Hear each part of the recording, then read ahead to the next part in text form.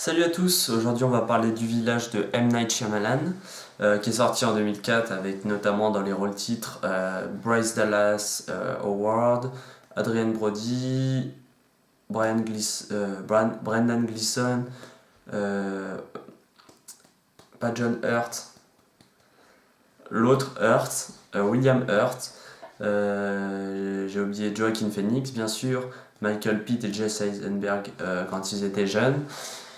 Et Sigourney Weaver pour les plus célèbres. Alors de quoi ça parle? Ça raconte l'histoire d'un village qui vit en autarcie. Ça se passe dans les années début du 20e siècle. Et donc c'est un village qui vit en autarcie. Euh, C'est-à-dire qu'on dirait un petit peu une sorte de communisme, un petit peu. Il y a les réunions tous les jours du village pour savoir ce qui s'est passé. Chacun vient raconter ce qu'il a pu voir, ce qui s'est mal passé ou quoi. Ils prennent tous leur repas ensemble. Enfin voilà, c'est un village. Et donc ce village, le truc c'est qu'il est entouré d'une forêt. Et cette forêt est infestée de créatures. Et donc, un pacte a été scellé entre les hommes et les créatures pour ne pas que, justement, chacun reste à sa place, les créatures ne vont pas dans le village et vice-versa, les hommes ne vont pas dans la forêt. Et il se trouve qu'un jour, il y a le personnage de Joaquin. Je pense que je vais m'arrêter là au niveau du scénario parce que c'est vraiment un scénario casse-gueule à expliquer, je pense. Donc c'est du M. Night Shyamalan, donc évidemment film à retournement de situation. En tout cas pour l'instant, j'ai de la filmographie de Shyamalan que je connais, il y a toujours eu que des retournements de situation, sauf dans After Earth. Mais il me semble pas qu'il y ait un retournement de situation dans After Earth. Je sais pas et je préfère ne pas m'en souvenir. Donc difficile de raconter un peu le scénario, donc je vais m'en tenir à là. Qu'est-ce que j'ai pensé en général du film? C'est un bon film, mais sans plus. Alors, le film, je le regarderai. Je pense que. Alors, c'était mon premier visionnage, mais je pense que ce film, je le regarderai avec plaisir d'ici quelques temps. Shyamalan, c'est toujours le réalisateur. Quand on regarde son film, on l'aime pas forcément, mais ça sera toujours avec plaisir qu'on voudra le regarder. Donc ouais, déjà dans cette démarche, c'est un bon film. Mais il y a quand même pas mal de problèmes. Alors, je ressors vraiment un seul problème. Mais le truc, c'est que ce problème emporte plein d'autres trucs. En fait, c'est un espèce d'enchaînement de problèmes. Il y a un gros problème à ce film qui va faire que il y en a plein de petits. Voilà. Évidemment, comme c'est le début de carrière de Shyamalan, je sais pas pour la fin de carrière, c'est-à-dire que moi j'ai vu Sixième Sens, je l'ai déjà dit dans ma vidéo sur Incassable. Déjà, Shyamalan c'est le premier réalisateur à avoir eu 2 vlogs sur ma chaîne. Donc j'ai vu les 4 premiers et After Earth, donc les 4 premiers, Sixième Sens, Incassable, Signe et The Village. Donc voilà. Donc évidemment, qui dit Shyamalan dit mise en scène excellente. Je sais pas si il y a eu. Je l'ai trouvé peut-être pas assez sombre, mais pourtant j'ai vraiment trouvé que il jouait avec le spectateur vraiment. Je pense notamment à une scène. Je sais pas si je peux vraiment en parler parce que ça spoil un petit peu. C'est un peu dur parce que c'est dur de parler du film sans spoiler, mais il y a vraiment une scène, c'est du génie. Vraiment, on voit 2 personnages qui se parlent et d'un coup, quelque chose qui sort de nulle part, qu'on s'attendait mais vraiment pas. Et déjà ça, il aurait pu le filmer de façon totalement normale, comme un réalisateur l'aurait fait, où on voyait clairement l'action se passer. Sauf que là, Shyamalan ne filme pas l'action. On ne voit pas l'action se dérouler, et il nous montre la cause de cette action. Et là, on est devant notre siège, c'est un retournement de situation avant l'heure. Alors c'est pas vraiment un retournement de situation, mais vraiment on est scotché. C'est vraiment une mise en scène incroyable que nous livre Shyamalan. Euh, L'ambiance est incroyable aussi. Ce village qui vient de Tarsis fait limite plus peur que la forêt, je trouve. Et, et, et c'est pas une erreur de Shyamalan, il y a vraiment quelque chose qui. C'est vraiment quelque chose qui est voulu de faire de ce village quelque chose de beaucoup plus sombre, je trouve. C'est tout le temps noir, ça fait jamais un beau soleil, c'est tout le temps nuageux, on est dans une espèce de clairière, chaque maison est écartée. Ce village fait vraiment très malsain et c'est super, c'est la mise en scène et l'ambiance du film est vraiment excellente. Il y a des plans aussi qui sont incroyables, des plans de porte où on voit des actions de loin. Là vraiment, Shyamalan a beaucoup joué sur ce que le spectateur ne voit pas. Euh, Il y a un plan où on se balade, on voit des espèces de... La caméra se... À un moment dans le film, les créatures se rendent dans la ville et font des traits rouges sur les portes des maisons.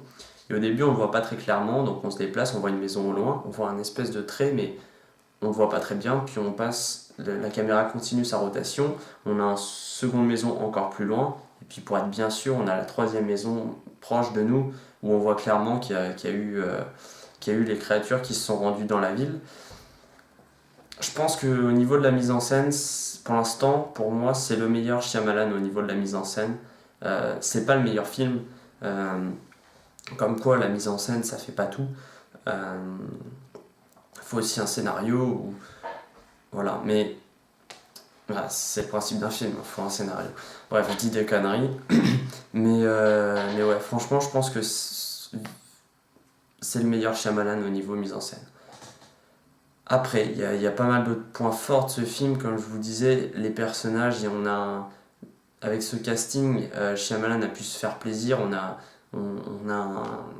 une panoplie de personnages tous hyper intéressants, l'héroïne aveugle, on a le Joaquin Phoenix qui nous fait un héros solitaire, courageux, qui est renfrogné, qui aime pas qui est pas très ouvert sur le monde. On a aussi Adrien Brody qui nous joue pas un fou psychopathe, mais plutôt un psychopathe sympa. Qu'est-ce qu'il y a comme personnage un peu similaire? J'en vois pas, mais c'est un Adrien Brody dans ce rôle, je le voyais pas. Je pensais pas qu'il jouerait ça. Déjà, je savais pas qu'il jouait dans ce film, mais ça lui va bien, même si parfois je trouve que c'est un peu surjoué, mais ça reste un personnage, il est amusant son personnage, donc voilà, les personnages sont tous très divers, tous très intéressants. Après, c'est le problème des films qui nous proposent un trop grand casting, c'est-à-dire que il y a des têtes d'affiche, je pense à Sigourney Weaver, William Hurt ou Brendan Gleeson, évidemment, on les voit que très peu sur le devant de la scène, mais voilà. Moi j'aime pas trop Sigourney Weaver, donc tant pis, c'est pas grave, je m'en fous. Donc voilà. Une des forces un peu du film, comme dans Signs, c'est qu'on passe la plus grande partie du film dans l'ignorance du physique des créatures. Euh, Comme dans Signe, on voit à quelques moments des bouts, des morceaux du corps du monstre, de la bête, mais la caméra ne va jamais assez loin pour qu'on puisse le voir, ou le monstre va plus vite que la caméra, et je trouve ça incroyable, ça rentre encore une fois dans la mise en scène. À ce niveau-là, c'est vraiment incroyable. Et quand on découvre enfin ces monstres, ces bêtes, en plus, le design est hyper intéressant. J'ai bien aimé ce design. Je m'attendais pas du tout à ça. Déjà, au niveau du scénario, moi, je suis quelqu'un qui part voir les films sans vraiment savoir de quoi ça ça va être... souvent je lis le scénario, je me fais une idée dans la tête, mais c'est rarement ça en réalité. Là j'imaginais plus un espèce de conte de fées. Déjà je ne m'imaginais pas que ça se passait à cette époque, et j'imaginais plutôt des elfes ou des... c'était après avoir vu Signe, j'imaginais des espèces d'aliens comme dans Signe, mais en plus petit et puis en plus elfes quoi. Mais pas du tout. C'est des personnages avec ils sont habillés en rouge, avec des espèces d'épines qui sortent de derrière leur dos. Un design assez intéressant. Dans ta gueule, Guillermo del Toro et tes dernières créatures dans Crimson Peak, que je n'ai pas aimé. Allez voir donc ma critique sur Crimson Peak si vous voulez en savoir plus. Et puis la musique aussi, très intéressante comme musique, bien que assez répétitive. Ça faisait un moment que j'avais pas parlé de musique, ça faisait plusieurs films que j'avais pas été marqué par la musique. Là, la musique est vraiment... Alors, elle est pas si marquante que ça, elle est pas... Si on prête pas vraiment attention, on n'entendra pas forcément, mais elle est très... Voilà, comme dans Incassable, c'est une musique qui colle parfaitement avec la mise en scène et l'ambiance du film. Et donc voilà, rien de plus à dire, la musique est pas mal. Pour revenir sur les points faibles, ça va être assez dur d'en parler. J'ai pas vraiment envie de faire un instant spoiler. Parce que je sais pas, mais j'ai pas vraiment envie d'en parler, on sait jamais.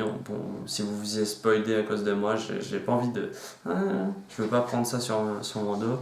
Non, je m'en fous, mais. Déjà, ils sont. Alors, il y en a deux, comme souvent dans les films de Shyamalan. Le sixième sens, il n'y en avait qu'un. Et Sign, je crois, il n'y en avait pas du tout. Mais dans Incassable, il y en a deux. Et là, il y en a deux. Alors, le premier, ça casse l'ambiance du film. D'un coup. Alors, après, on continue de regarder le film avec grand plaisir. Je lui ai quand même mis une note de 16 sur 20. Mais pourtant, je sais au fond de moi que c'est pas un chef-d'œuvre, que c'est pas le meilleur Shyamalan. Mais le film se laisse regarder et se laisse apprécier vraiment très agréablement. Après, comme je vous le dis, là, il y a ce cassage, il y a ce premier retournement de situation qui vient vraiment casser l'ambiance du film. On passe de quelque chose de fantastique à je sais pas quoi. C'est vraiment... Ça casse le film en deux. À ce moment, au moment du premier retournement de situation, il y a un des personnages qui se trouve dans la forêt. Ce personnage sait très bien ce qui se passe réellement, mais Shyamalan essaye tout de même de nous faire passer de nous faire peur quand même, de nous mettre une tension sur ces créatures, alors qu'on sait très bien qu'en fait il y a quelque chose derrière ces créatures et que c'est pas si... ça fait pas tant peur que ça, quoi. Après, au niveau du scénario, ce premier retournement de situation est intéressant, mais par contre ça casse le film et c'est dommage, parce que j'avais vraiment envie de voir quelque chose de très fantastique, de comprendre un peu ce qui se passait dans cette forêt, et de savoir ça, ça dégoûte un peu. Mais sinon, au niveau du scénario, c'est très intéressant, c'est une très bonne idée. Je pense que d'ailleurs à la base il a dû avoir cette idée-là, et non pas de faire un film sur des créatures qui... Bref. Et donc ça amène sur le deuxième retournement de situation, qui est lui très intéressant aussi, mais qui est pas si bon que ça. Il dure... Enfin... Putain. Salut à tous, donc je me suis fait troller hier soir, donc j'ai pas pu terminer ma critique de The Village de M. Night Shyamalan, donc je vais terminer vite fait. Je parlais du dernier retournement de situation qui est bien dans l'idée de base. C'est quelque chose qu'on voit pas souvent, enfin c'est une très très bonne idée, Mais le truc, c'est que c'est assez mal amené.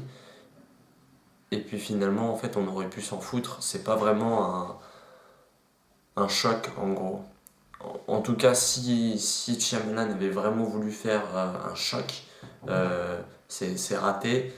C'est juste une découverte sympa du film, mais ça s'arrête là. Pour synthétiser, The Village, c'est un film très sympa à voir, qui est très divertissant, qu'on peut quasiment tous apprécier, au moins apprécier. Après, on lui trouvera tous, je pense, des problèmes. Comme je vous l'ai dit, donc cette cassure de l'ambiance par le premier retournement de situation, et puis ce deuxième retournement qui est pas si choc que ça. Mais en général, ça reste un très bon film, et comme j'ai pris mon pied, je lui ai quand même mis la note de 16/20. Voilà. Et puis la mise en scène est incroyable aussi. Donc, je récompense tout ça, 16/20, ça me paraît une très très bonne note. Donc si vous avez déjà vu le film, je vous invite à mettre dans les commentaires ce que vous en pensez de ce film, ce que vous avez aimé, ce que vous n'avez pas aimé. Et puis n'hésitez pas aussi à partager la vidéo un peu autour de vous pour faire un peu connaître la chaîne. Et puis laissez un j'aime et surtout abonnez-vous. Et on se retrouvera très bientôt pour une nouvelle